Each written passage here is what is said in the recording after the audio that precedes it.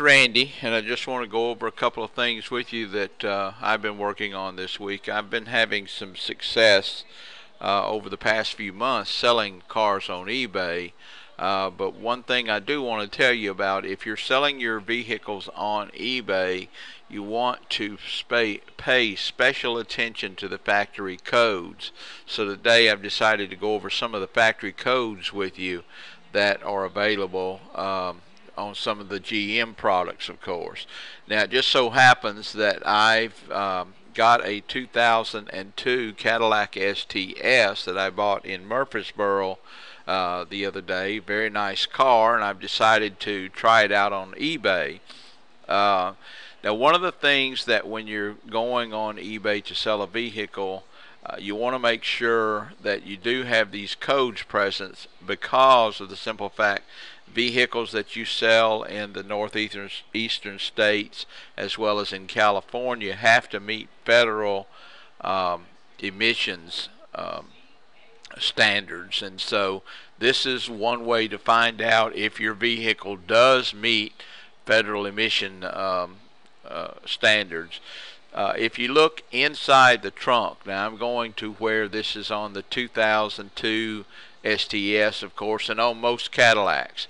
If you raise the spare tire cover in the trunk, there's a label inside that spare tire cover, and of course it's called the service parts identification label. It will have the serial number of the vehicle as well as the color codes and a few other things, but all these codes represent every option that is on that vehicle. Now you want to pay particular attention to the F codes in there because these are your federal emission codes.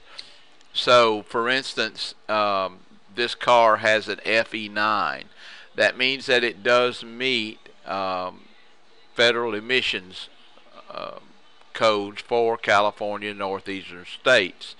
They have to have that sticker, that code, if you're selling a vehicle in those states. So you want to pay particular attention. Now, every other code in there represents something. Along with this email, I'm going to send you a link, which is a link for the master list of all codes that are inside all GM products.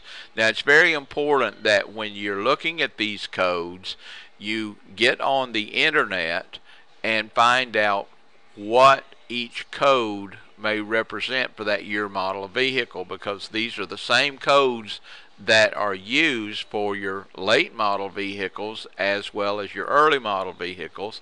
They're the same codes that are used for Corvettes and Cadillacs and things of that nature, but sometimes they have different meanings. So you want to pay special attention to that code depending on what vehicle it is. It all will go back to the same thing eventually, but it may have just a slight difference. So remember, inside this link I'm going to send you the master list for the RPO codes, and best of luck to you.